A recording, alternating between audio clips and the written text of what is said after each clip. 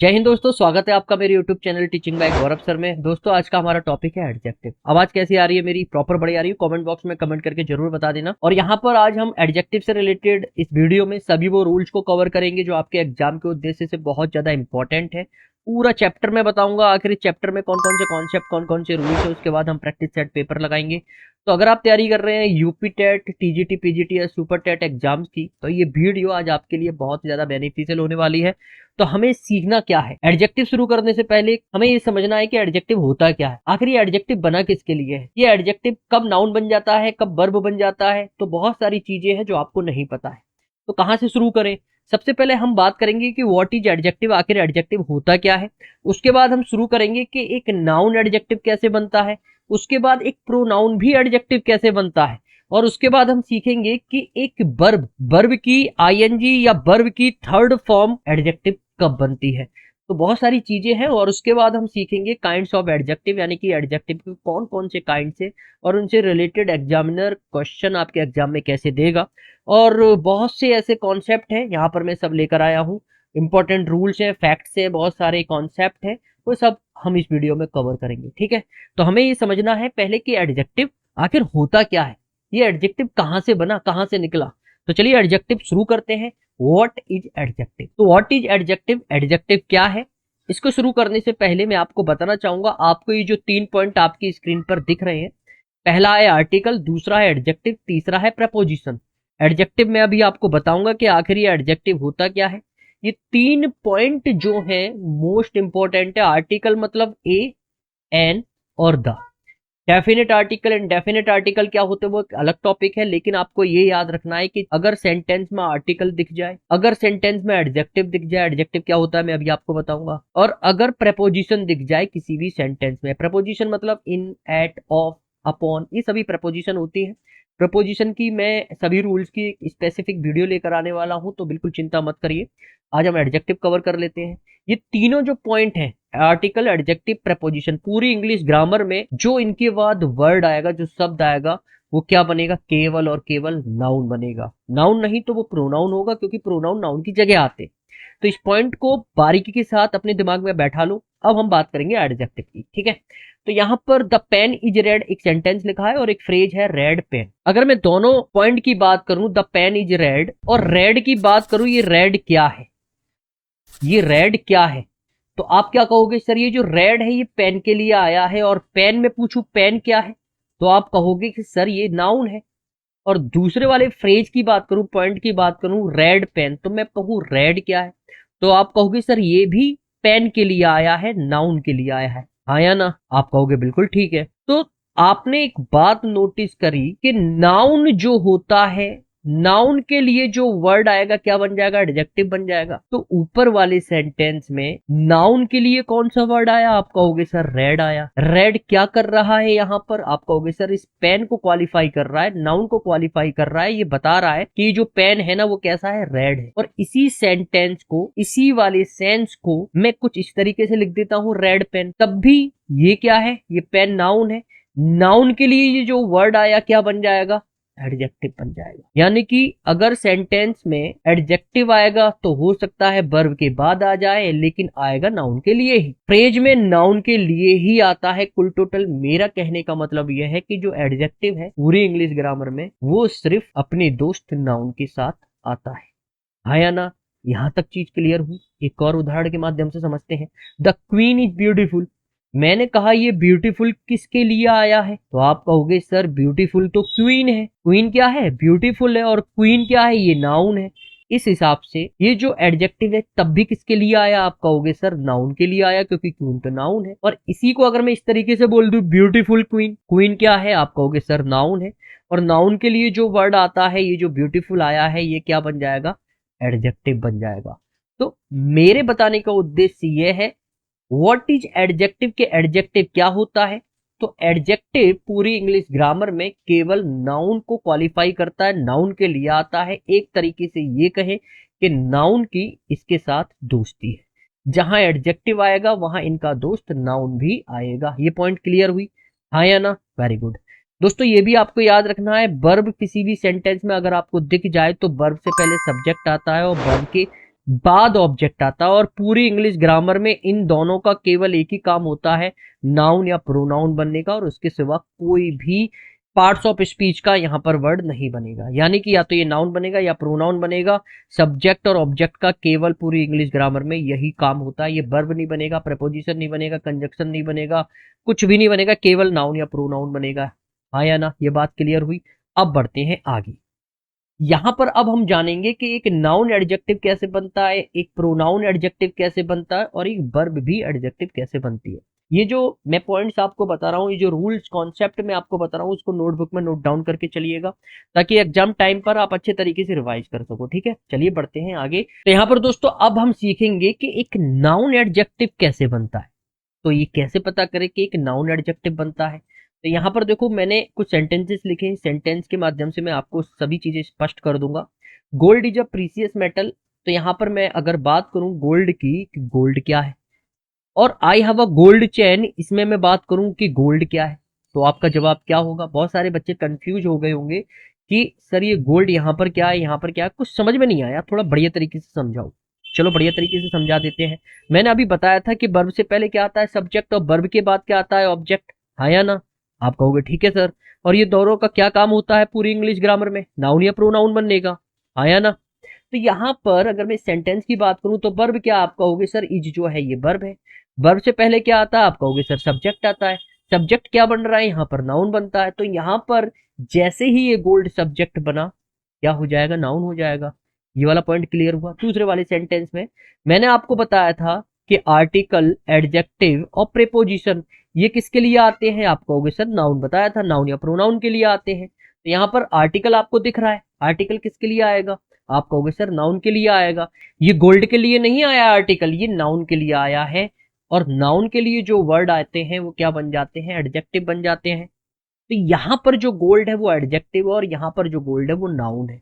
और एग्जामिनर इसी तरीके से घुमा फिराकर कुछ कुछ क्वेश्चन आपके एग्जाम में पूछेगा। ये तो बहुत ही लो लेवल है, थोड़ा हाई लेवल से भी क्वेश्चन आएंगे। वो सभी चीजें जब बेसिक क्लियर हो जाएगा हमारा एडजेक्टिव का, तो चीजें आसानी से कवर करते हुए चले जाएंगे। एक और सेंटेंस देखते हैं, red is my favourite colour. और दूसरा सेंटेंस है I have a red pen. अगर मैं इस रेड की बात करूं, दोनों सेंटेंसेस में रेड क्या है, तो अब आपको पता लग गया होगा सर इज हमारी वर्ब है, वर्ब से पहले सब्जेक्ट आता है, सब्जेक्ट हमारा नाउन बनता है। तो रेड क्या है, यहाँ पर नाउन। कैसा नाउन है, कॉमन, प्रॉपर। इससे अभी हम बात नहीं कर रहे, हम बात कर रहे हैं कि नाउन है, एडजेक्टिव है, क्या है। तो यहाँ पर ये क्या बन रहा है, नाउन बन रहा है। लेकिन अगर हम यहाँ पर नीचे वाले सेंटेंस की बात करें तो आर्टिकल किसके लिए आता है, आप कहोगे नाउन के लिए आता है। पेन क्या है, हमारा नाउन है, और नाउन के लिए जो वर्ड आता है क्या बन जाता है, ऑटोमेटिकली एडजेक्टिव बन जाता है। तो यहाँ पर ये जो रेड है इसकी पार्ट्स ऑफ स्पीच क्या है, ये एडजेक्टिव है। तो नाउन एक एडजेक्टिव कैसे बनता है, चीजें क्लियर हुई।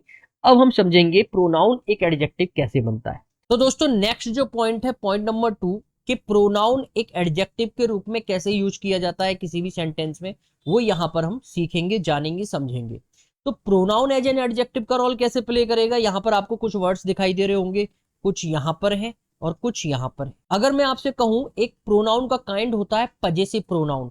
पजेसिव प्रोनाउन में आपने बचपन से पढ़ा होगा कि सर माई का माइन हो जाता है, आर का अवर्स हो जाता है, योर का योर्स हो जाता है, हिज का हिज ही रहता है, हर का हर्ष हो जाता है, देयर का देयर्स और इट्स का इट्स ही रहता है। हाँ या ना, ये चीजें आपने बचपन से पढ़ी होंगी, लिखी होंगी। अगर मैं आपसे कुछ क्वेश्चन पूछूं कि आपने बचपन से माई पेन बोला है या माइन पेन बोला है, आपने बचपन से आर होम बोला है या आवर्स होम बोला है, आपने बचपन से योर ड्रेस बोला है या योर्स ड्रेस बोला है, तो आपका जवाब होगा कि सर माई पेन हमने बचपन से बोला है, माइन पेन तो होता ही नहीं है। आर होम होता है, अवर्स होम तो होता ही नहीं है। योर ड्रेस होता है, योर्स ड्रेस तो कुछ वर्ड ही नहीं होता। तो यहां पर आप एक चीज नोटिस कर रहे होगे, माई के बाद क्या आ रहा है, नाउन, आर के बाद क्या आ रहा है, नाउन, और योर के बाद भी क्या आ रहा है, नाउन। क्योंकि पेन, होम और ड्रेस हमारे क्या होंगे, नाउन होते हैं। और ये जितने भी आप वर्ड्स दिखाई दे रहे हैं, इनके बाद दुनिया का जो वर्ड आएगा वो क्या बनेगा, केवल और केवल नाउन बनेगा। नाउन के सिवा कुछ आप ला नहीं सकते। और ये जितने भी वर्ड्स आपको इस साइड में दिखाई दे रहे हैं, माइन के बाद क्या पेन यानी कि नाउन आएगा, आप कहोगे नहीं आएगा, क्योंकि अभी आपने बताया था माई पेन होता है, माइन पेन नहीं होता। पेन हमारा क्या है, नाउन है, और ये क्या है, ये प्रोनाउन हो जाएगा, क्योंकि इस माइन में ही माई प्लस नाउन, यानी कि माई पेन अगर बोल रहे हैं तो माई पेन का मतलब ही होगा माइन। माई और पेन यानी कि नाउन, इन दोनों को ऐड करके बनता है माइन। ऐसे ही अवर्स, अवर प्लस नाउन, इन दोनों को मिलकर बनेगा अवर्स। तो इधर वाले हो जाएंगे प्रोनाउन और इधर वाले हो जाएंगे एडजेक्टिव, क्योंकि इनके बाद कोई भी नाउन नहीं आएगा और ये हमेशा नाउन अपने पहले एडजेक्टिव लेकर चलते हैं। तो ये जितने भी कैटेगरी आप देख रहे हैं ये हो जाएंगे एडजेक्टिव। अब ये एडजेक्टिव कौन से हैं? क्योंकि यहां पर हक, अधिकार, पजेशन की बात हो रही है, तो इनको नाम दे दिया जाता है पजेसिव एडजेक्टिव और इनको नाम दे दिया जाता है पजेसिव प्रोनाउन। हाँ या ना? ये चीज क्लियर हुई? थोड़ा बड़े आगे कुछ एग्जाम्पल के माध्यम से मैं आपको और इजी करना चाहूंगा। एक सेंटेंस लिखा है, he Ram is going to market. क्या ये सेंटेंस सही है? आप कहोगे नहीं सर ये तो गलत है। या तो आप he is going to market करो या Ram is going to market करो। हाँ या ना? क्लियर हो रही है चीजें? तो कहने का मेरा मतलब यह है कि प्रोनाउन के साथ कभी भी नाउन, राम क्या है? एक नाउन है, नाउन नहीं आएगा प्रोनाउन के साथ। वही मैं पीछे आपको बताने की कोशिश कर रहा था कि माइन क्या है? एक प्रोनाउन है। और पेन क्या है? एक नाउन है। तो प्रोनाउन के साथ कभी भी नाउन नहीं आता, क्योंकि ये ऑलरेडी क्या है? एक प्रोनाउन है। माई प्लस नाउन से मिलकर बना है माइन, ऐसी आर प्लस नाउन से मिलकर बना है अवर्स। इसी तरीके से yours, his, hers, theirs, its, ये सभी एडजेक्टिव प्लस नाउन से मिलकर बने होते हैं। इनके बाद कोई भी नाउन की हमें जरूरत नहीं होती है, इसलिए इधर वाले एडजेक्टिव और इधर वाले प्रोनाउन। क्लियर? तो यहां पर आते हैं, अब कुछ यहां पर और सेंटेंसेस लिखे हुए हैं। This is my pen. Pen क्या है? नाउन। नाउन को जरूरत होगी प्रोनाउन की या एडजेक्टिव की? आप कहोगे सर यहां पर तो माई आएगा, क्योंकि माइन एक प्रोनाउन है। प्रोनाउन के लिए ये जो पेन नाउन है नहीं आता। दैट इज योर्स, मैंने क्या बताया था? इस योर्स का मतलब ही होता है योर पेन। इन दोनों से मिलकर क्या बना होता है? योर्स बना होता है, क्योंकि योर अपने बाद कोई ना कोई एक नाउन लेगा ही लेगा। क्या योर के बाद कोई नाउन आया है? नहीं आया, इसलिए यहां पर ये रखा जाएगा। हाँ या ना? चीजें क्लियर हुई? एक और सेंटेंस देखते हैं। दिस इज आर या अवर्स हाउस। तो हाउस क्या है? यहां पर नाउन है, तो नाउन के लिए प्रोनाउन आएगा या एडजेक्टिव? आप कहोगे सर एडजेक्टिव आएगा, यहां पर हम आर रखेंगे। एंड दैट इज हर या हर्स। हर के बाद, एडजेक्टिव के बाद क्या कोई नाउन आया है? क्योंकि एडजेक्टिव अपने साथ हमेशा नाउन लेता है। आप कहोगे नहीं आया, तो इस हर्ष का ही मतलब होगा हर हाउस। इन दोनों से मिलकर क्या बना है? हर्ष बना है, इसलिए यहां पर ये प्रोनाउन रखा जाएगा। चीजें क्लियर हुई? चलिए बढ़ते हैं आगे। तो यहां पर दोस्तों अब थर्ड जो पॉइंट है कि एक वर्ब एडजेक्टिव का रोल कैसे प्ले करता है किसी भी सेंटेंस में। एक वर्ब की आईएनजी फॉर्म होती है और एक वर्ब की थर्ड फॉर्म होती है। इन्हीं दोनों को हमें ध्यान से समझना है कि एडजेक्टिव का रोल कैसे प्ले करेंगी ये जो वर्ब है। तो दोस्तों याद रखना, अगर सेंटेंस में इज, एम, आर आया हो, वॉज, बर आया हो या विल बी, शैल बी आया हो, इनके बाद अगर कोई वर्ब की आईएनजी फॉर्म दिख रही है, मैं रिपीट कर रहा हूं, ये जितनी भी वर्ब, हेल्पिंग वर्ब आपको दिखाई दे रही हैं, इनके बाद अगर वर्ब की आईएनजी फॉर्म आ रही है, उन्हीं को हम क्या बोलेंगे? वर्ब बोलेंगे। और हैज, हैव, हैड, ये जो ट्रिपल एच का फॉर्मूला मैंने आपको बताया है, हैज, हैव, हैड, इनके बाद अगर कोई वर्ब की थर्ड फॉर्म आ रही है, उसी को हम केवल वर्ब बोलेंगे। अगर ये वाले पोर्शन, ये जो हेल्पिंग वर्ब आपको दिखाई दे रही है, ये सेंटेंस में नहीं है और वर्ब की आईएनजी या वर्ब की थर्ड फॉर्म दे रखी है, तो वो वर्ब नहीं होगी, वो कुछ और होंगे। एग्जाम्पल के माध्यम से हम समझते हैं। जैसे कि यहां पर कुछ आपको सेंटेंसेस दिखाई दे रहे हैं। Ram is playing in the garden, playing is good for health, and Ram saw a playing boy. अगर मैं यहां पर आपको प्लेइंग की बात करूं और पूछूं ये जो प्लेइंग है ये क्या है, अब बहुत सारे बच्चे रटते हैं, समझते कम है, रटे रटाए कॉन्सेप्ट पढ़ते रहते हैं, उन्हीं पर चलते रहते हैं, लेकिन अब वो पुराना जमाना चला गया। यहां पर बहुत सारे बच्चे वर्ब की आईएनजी फॉर्म को ही क्या समझ बैठते हैं? वर्ब समझ बैठते हैं। फिर वो चाहे सब्जेक्ट से पहले आई हो, सब्जेक्ट के बाद आई हो, नाउन के पहले आई हो, डजंट मैटर, बस उन्हें वर्ब दिखाई देगी। लेकिन ये जो वर्ब वाला कॉन्सेप्ट रटा रटाया आपने पढ़ा है, उसको डिलीट कर दो। यहां पर मैं आपको बहुत ही इजी वे में बताऊंगा कि वर्ब क्या है, एडजेक्टिव क्या है, नाउन क्या है। मैंने आपको क्या बताया था कि अगर इज, एम, आर के बाद कोई भी वर्ब की आईएनजी फॉर्म दिख जाए तो वो क्या होगी? वर्ब होगी। मैंने आपको बताया था किसी भी वर्ब से पहले क्या आता है? सब्जेक्ट आता है, और जैसे ही सब्जेक्ट बना तो वो क्या हो जाएगा? नाउन हो जाएगा। तो प्लेइंग यहाँ पर क्या है, नाउन है। और वही मैंने आपको बताया था कि आर्टिकल, किसी भी सेंटेंस में अगर आर्टिकल दिख जाए और आर्टिकल के बाद क्या आता है, हमेशा नाउन आता है। और नाउन के लिए जो वर्ड आते हैं क्या बन जाते हैं, ऑटोमेटिकली एडजेक्टिव बन जाते हैं। तो पहले वाले सेंटेंस में ये जो आईएनजी वाला वर्ड दिखाई दे रहा है, यहां पर ये वर्ब है। ये जो आईएनजी वाला वर्ड प्लेइंग दिखाई दे रहा है, यहां पर ये सब्जेक्ट है यानी कि नाउन है। और तीसरे वाले सेंटेंस में नाउन के लिए जो वर्ड आईएनजी वाला आया है, ये यहां पर एडजेक्टिव का रोल प्ले करता है। और इसी एडजेक्टिव को इंग्लिश ग्रामर में हम प्रेजेंट पार्टिसिपल बोल देते हैं।